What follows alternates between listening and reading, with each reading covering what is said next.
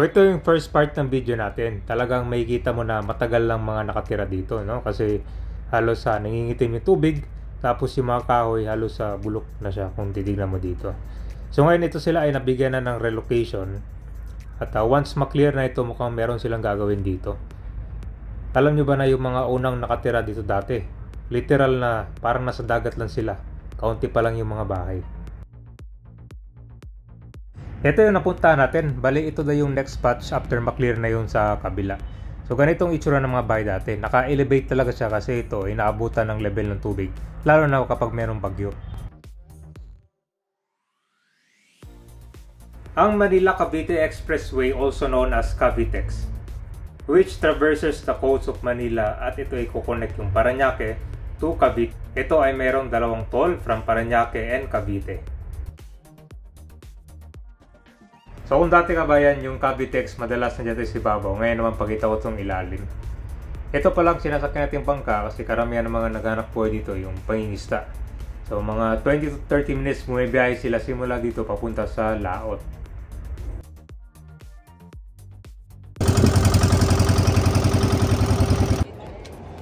So ibig sabihin na galing kayo doon, taka dyan kay dati?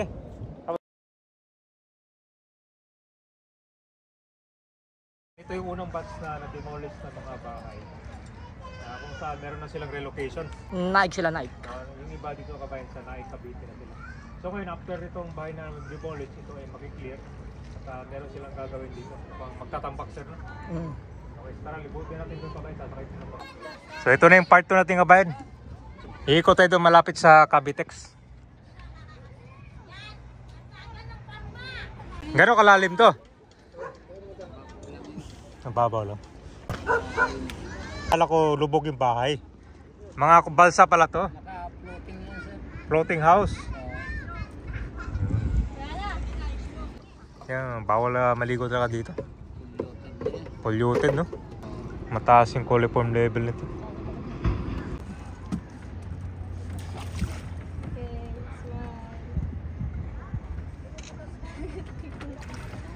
Yan, kita mo kabayan, ito yung mga unang bus na na-demolish. Oh. Dami. Halos yung ibang bahay nasa sila, kalagitnaan ng ano ba sir? Dagat ba to o river? Dagat siya sir. Dagat na tawag nyo dito?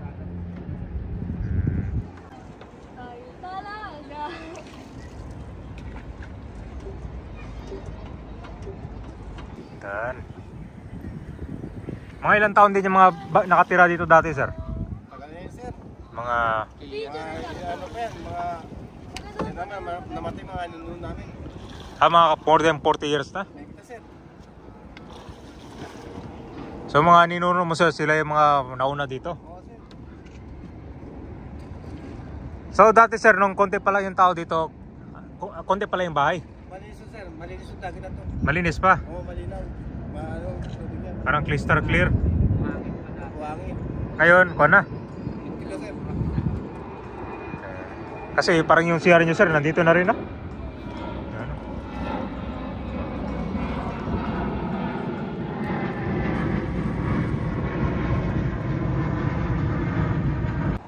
Actually, itong mga nakatira dyan sa floating house, sir, kondin, no? Hindi sila kasama? Diyan yung sila nakatira, gumawala ng bahay-bahay dito. Kasama yan sir, kaso may mga tahungan yan. Mga tahungan. Pero kung tutusin, sir, pwede sila mag-stay pa dito o kasama sila? Kasi wala na sila dito, eh, no? Pwede nilang ilipat yung bahay nila. Yan kabahay, no? Yan yung balsa. Bahay na balsa. Marami yan. Sa Parañaque, sir, meron ng ganyan, eh. Oo sir.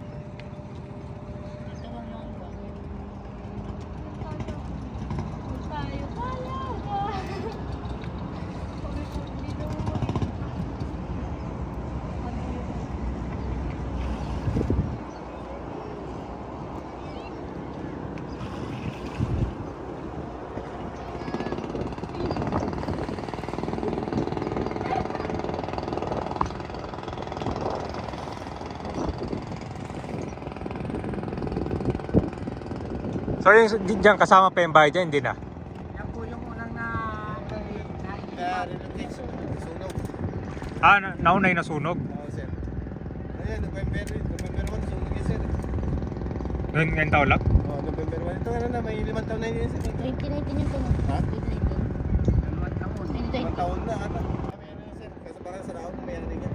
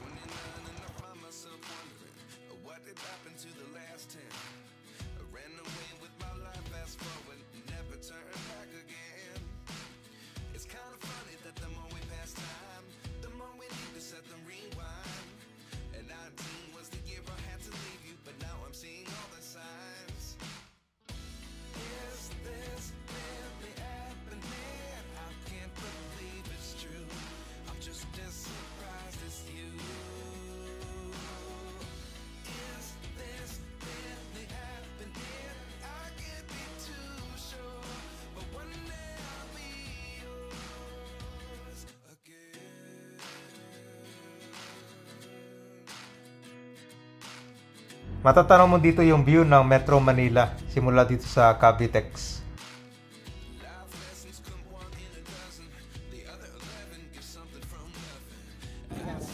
Ayan. Kaya may pinto. So ito sir, ano to, araw-araw may nagbabantay dito? O minsan lang na? Ano lang. Hmm. Minsan, malagawa ng mga ano. Ngayon yung biyahe ng bangka nyo sir, hanggang saan pa to? Doon sir, sa may mga barko. Malayo. Ay, yung mga nagtatambak. Opo, yung mga barko. Mga kahungan na kasi dyan. Puro kahungan na yan.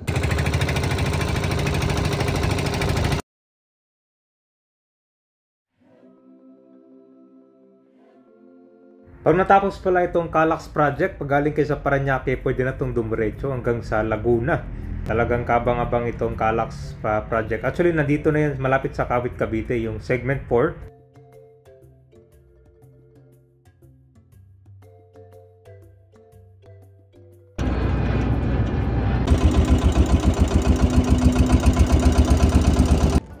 Bago lang? Kasi alis na doon. Unang tao doon. Inulis kasi tayo. So ibig sabihin na galing kayo doon, taka dyan kay dati. Tapos gumawa na lang kayo ng bahay dito. Ito mama, gawa sa styro, yung ilalim. Styro ng rep ba yan?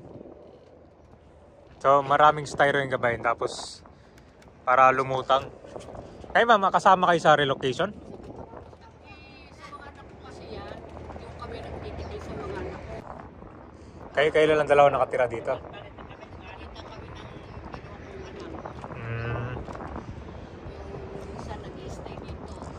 Tapos kayo naman magstay sa Naik, Cavite. O, pero mas gusto nyo dito? Kasi dito ang nabuhay. Walang buhay doon. Sana ay Yung panglaot nyo. malaki. Malaki ng tao. Pero matagal na kayo dito? Matagal na kami dito. Nung wala pang Cavitex yan? Wala pa. 1979 ako dumating dito. 1979? Ito, nauna yung step ko dito. So talagang malinis pa dito dati? Hanggang sa... Pero yung bahay doon man, konti lang. Yun lang. Dito pa lang. Ayan.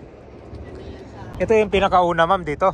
Yan yung lugar na yan. Yan. Mm. Palengke ng Takuban. Pero parang may bahay doon na. Yun, dati. Ay, nasunog dati? Ano yan yung mga...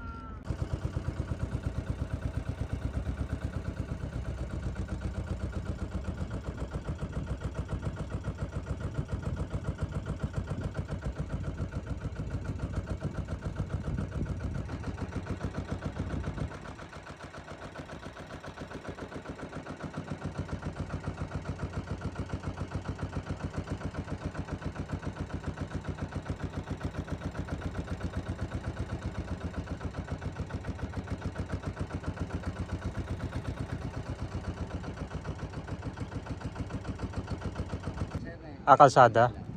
papunta rin sa dulo. Sa... Ano ba pala gawin dito?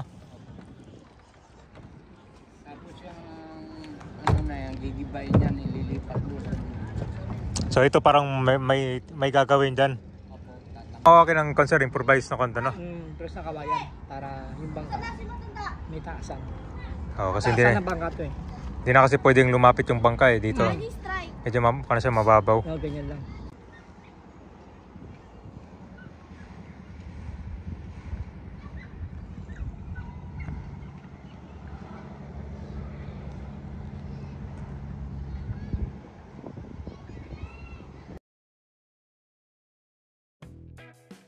So siguro mga after ilang buwan kabayan, babalikan natin dito kung anong gagawin, no? So marami yan. Meron pala ibang part dito na nasunugan. Dahil pawang gagawa sa light materials yung ibang bahay dito. So ito yung una na gawa, meron na siyang retrap at saka ito gagawan doon siya ng kalsada. So itong sa kaliwa kabayan, ito yung na-demolish ngayon. Mukhang marami pang aalisin dito tulad na ng mga nasira ng mga kahoy at saka itong mga basura. Sa sobrang dami ng basura dyan kabayan, parang pwede na siya lakaran, no?